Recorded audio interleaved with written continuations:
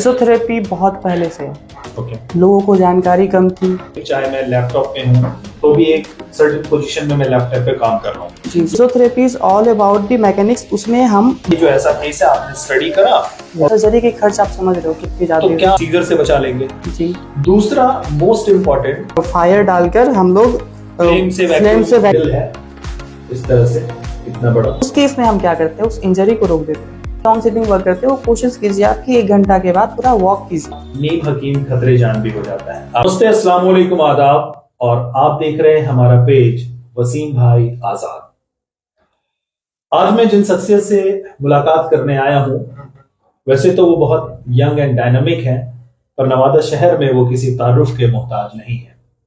आप हैं डॉक्टर साहिल चौरसिया, जो एक फिजियोथेरेपिस्ट हैं एंड कायरोप्रैक्टिक है।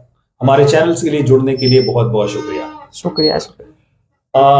डॉक्टर, आजकल जो हम लोग देख रहे हैं in our day to day life, physiotherapist की जो जरूरत है वो काफी बढ़ रही है। बिल्कुल। तो सबसे पहले आप हमें बताएं कि ये फिजियोथेरेपी होता क्या है। ओके। सबसे पहली बात तो ये कि फिजियोथेरेपी बहुत पहले से है। ओके। लोगों को जानकारी कम थी और हर जगह पे अवेलेबल भी नहीं थी। ठीक है।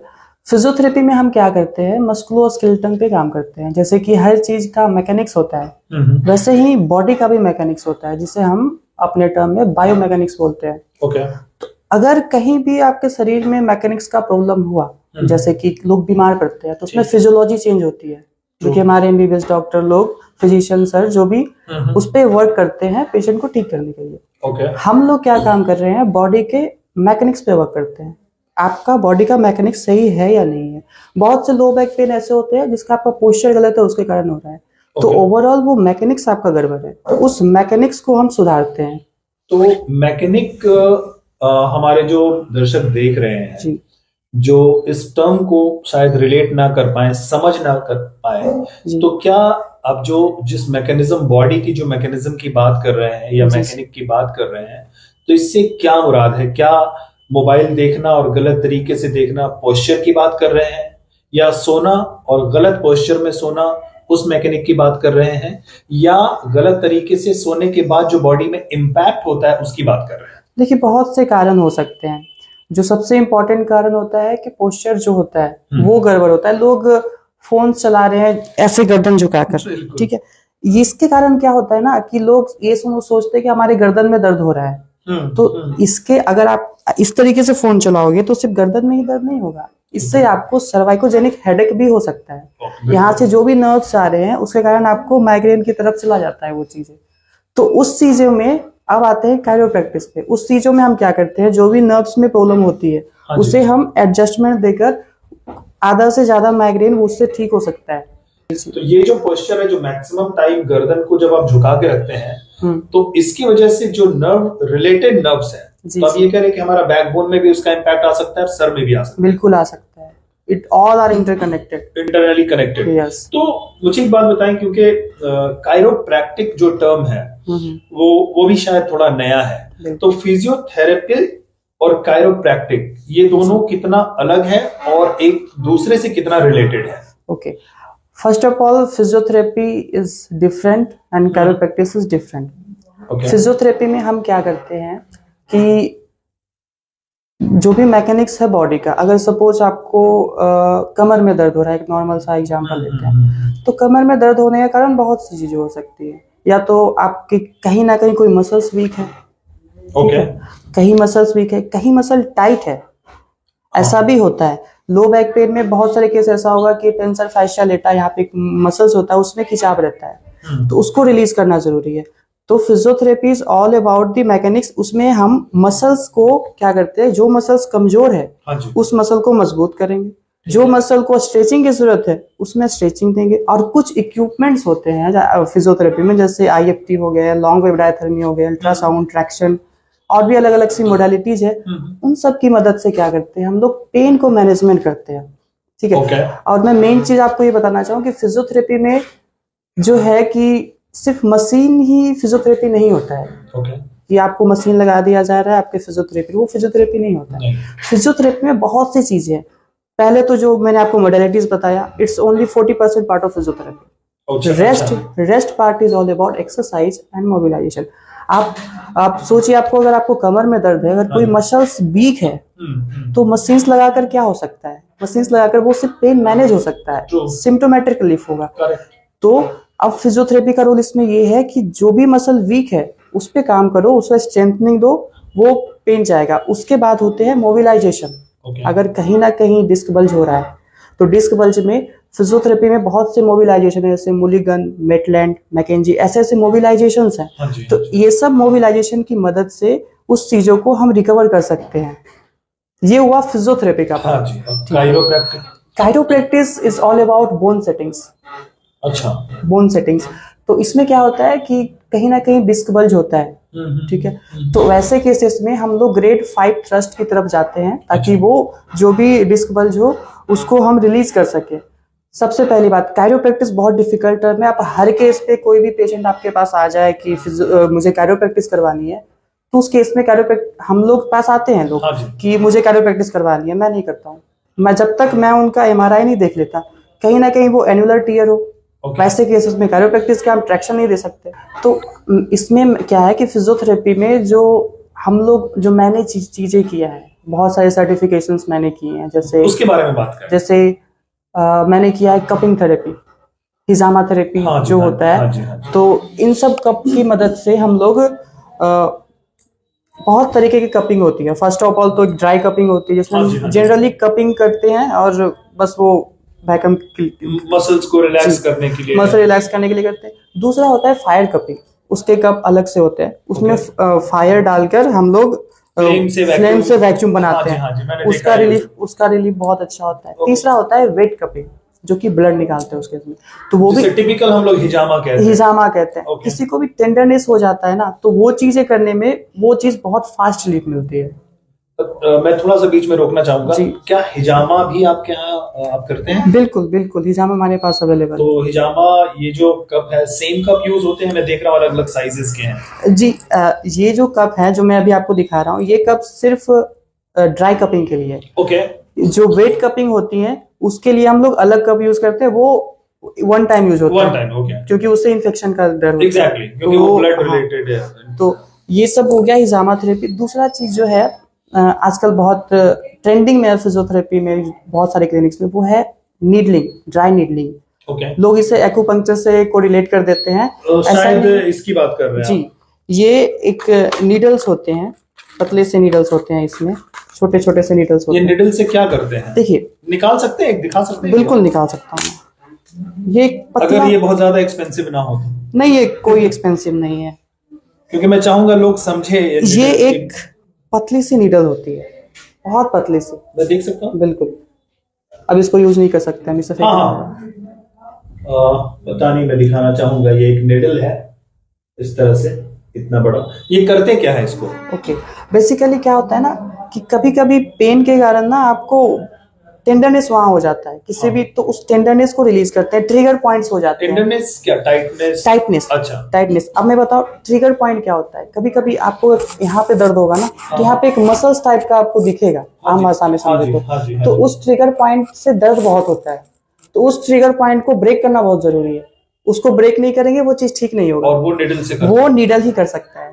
तो ये रोल है नीडल। तो बहुत पेनफुल प्रोसेस होगा फिर? बिल्कुल नहीं, इससे ब्लड भी नहीं निकलेगा आपको, बस मतलब ये बॉडी में इतना जाएगा, उससे कम ही जाता है। ये वो डिपेंड करता है आपके मसल्स गर्द कितने हैं। और ये बिल्कुल पेनफुल नहीं? बिल्कुल पेनफुल नहीं है, ये पेनफुल नहीं होते हैं। तो मतलब कि मसल्स जहां पे बिल्कुल ज्यादा एक्सट्रीम टाइट हो जाते हैं, तो उनको रिलीज करने के लिए नीडलिंग करते हैं। तो हमारे नवादा में जो फैसिलिटीज आप दे रहे हैं जी, ये कितना अलग है नवादा के दूसरे फिजियोथेरेपी सेंटर से, और आप क्या कुछ दे पा रहे हैं कंपेयर टू दिल्ली, पटना, कोलकाता? क्योंकि ये भी मैं जरूर जानना चाहूंगा। जी, जैसा कि मैंने बताया कि बहुत सी अलग अलग सी टेक्निक्स मैंने लाया, जैसे हिजामा थेरेपी हो गया, ड्राई नीडलिंग हो गया, कपिंग, ये काइनेसोलॉजी टेपिंग होता है। देखा, स्पोर्ट्स में टेप वगैरह करते हो, बहुत जरूरी चीज है। वो तो नवादा में भी टेप मिलता, अवेलेबल नहीं होता, मुझे दिल्ली से मंगाना होता है। टेपिंग का रोल बहुत अच्छा होता है। टेपिंग बहुत तरीके के होते हैं। जो हम लोग यूज कर रहे हैं उस टेप को हम काइनेसियोलॉजी टेप बोलते हैं। ये क्या करता है कि सपोज आपको ये डेल्टॉइड मसल है, ठीक है। डेल्टॉइड मसल में आपको इंजरी हुई, लेकिन आपको काम करना है, या प्लेयर है तो उससे खेलना है, नहीं सर मुझे तो खेलना है, मैं इससे नहीं कुछ कर सकता। हाँ जी, हाँ जी। तो उस केस में हम क्या करते हैं, उस इंजरी को रोक देते हैं। टेपिंग किया, इंजरी रुक गया, खेलो जो खेलना है खेलो तुम्हें। और उसके बाद फर्दर इंजरी के चांसेस नहीं रहेंगे, वो रोक देगा वो चीज। कंप्लीटली रुक जाएंगे या जब तक टेप है तब जब तक टेप है तब तक रुक जाएंगे, उसके बाद उस पर काम करना है। तो टेप जो है इंस्टेंट रिलीफ के लिए, प्लस जो फर्दर इंजरी ना बढ़े उसके लिए और ये हीलिंग भी करता है। ओके। और क्या कुछ नया है हमारे यहाँ जो दूसरे बड़े शहरों में है, अब यहाँ भी है इक्विपमेंट वाइज? कुछ इक्विपमेंट है सर हमारे पास, जो कि लेजर थेरेपी बहुत कम जगह होती है, तो लेजर थेरेपी हमारे पास है। एक मशीन है लॉन्ग वेव डायथर्मी। ओके, ये क्या होता है? ये अलग मशीन है, ये बहुत कम जगह पे अवेलेबल होता है। लॉन्ग वेव डायथर्मी का रोल है कि ये इलेक्ट्रिक मैग्नेटिक दोनों पे काम करता है, दोनों मिक्स करके काम करता है। और ये क्या करता है कि अगर आपका एक्यूट पेन हुआ, acute pain in the sense कि आपको स्पोर्ट्स इंजरी हुई, आपके घुटनों में दर्द हुआ, जैसे कि आजकल अभी ज्यादा से ज्यादा पेशेंट मैं देख रहा हूँ कि लोग दौड़ रहे हैं, तैयारी कर रहे हैं किसी चीजों की, रनिंग में उनको सीन पेन हो गया, तो वैसे केस में ये जो मशीन है वो बहुत यूजफुल होता है लॉन्ग वेव डायथर्मी। इससे इंस्टेंट रिलीफ होता है। तो और फाइनली क्या कुछ कहना चाहेंगे हमारे दर्शकों को जो देख रहे हैं as a physiotherapist and chiropractic, क्या सजेशन देना चाहेंगे जिसकी वजह से जो कॉमन प्रॉब्लम्स हैं, पता नहीं माइग्रेन है कि नहीं, सर्वाइकल है या टेल बोन पेन है या बैक बोन पेन है या फिर घुटनों की प्रॉब्लम है या कूल्हों की प्रॉब्लम है जी, तो आपकी तरफ से as an expert what message you want to deliver to the people who is watching right now? Okay, first of all correct your posture. अगर आपका पोस्चर गलत होगा तो उससे आपको पेन हो सकती है। अपने लाइफस्टाइल चेंजेस करना होगा। अगर आपको कहीं भी दर्द होता है किसी भी पोर्शन में, तो आप अपने नजदीकी कोई अच्छे फिजियोथेरेपिस्ट से मिलना बहुत जरूरी है। मैंने इसलिए बोला क्योंकि आप एक अच्छे थेरेपिस्ट पास जाएं, वो इम्पोर्टेंट है। क्योंकि अगर कहीं भी जाएंगे, क्योंकि फिजियोथेरेपी इज वेरी टफ, क्योंकि हम लोग मेडिसिन पे वर्क नहीं कर रहे हैं, we are working on the biomechanics. अगर उस पर्सन को बायोमैकेनिक्स नहीं आएगा तो वो आपको ठीक नहीं कर सकता है। तो मैं ये बोलूंगा कि अगर आपको कहीं भी प्रॉब्लम हो, कहीं भी दर्द हो या कहीं भी आपको वीकनेस लगता है, तो आप अपने नजदीकी कोई अच्छे थेरेपिस्ट से जरूर मिले और एक्सरसाइज करें, यही बोलूंगा सर। क्या एक फिजियोथेरेपिस्ट एक्सरसाइज और थेरेपी के अलावा मेडिसिन भी रिकमेंड करते हैं या ये बिना मेडिसिन के क्योरेबल है?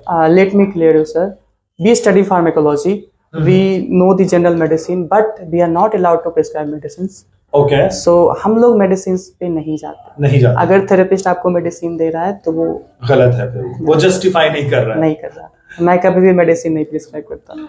और साथ ही साथ मैं ये भी पूछना चाहूंगा, क्योंकि अक्सर हम में से कई लोग ऐसी गलतियां करते हैं कि गर्दन में दर्द हो, कांधे में दर्द हो, पीठ में दर्द हो, कमर में दर्द हो, घुटने में दर्द हो, मेडिकल स्टोर जाते हैं और दर्द की दवाई लेकर इंस्टेंट रिलीफ करके ये सोचते हैं कि हमारा दर्द ठीक हो गया है। लेकिन ऐसे केसेस में आप बिना किसी एक्सपर्ट के, बिना किसी डॉक्टर के सुझाव के आप कोई भी दवा ना लें, क्योंकि कई दफा नीम हकीम खतरे जान भी हो जाता है। आप क्या कहना चाहेंगे?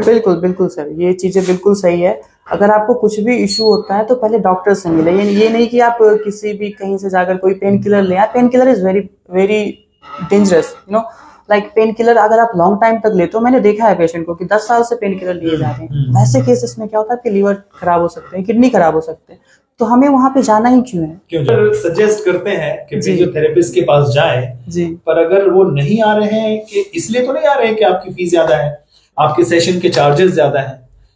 बिल्कुल, मैं जो भी होता है मैं बहुत जेन्युइन प्राइस लेता हूँ ऐसा, और उस जेन्युइन प्राइस में मैं उस लेवल का ट्रीटमेंट दे रहा हूँ जो कि आपको दिल्ली जैसे जगहों पे मिलता है। प्लीज आप बताएं कि क्या आपके पर सेशन के चार्जेस क्या हैं?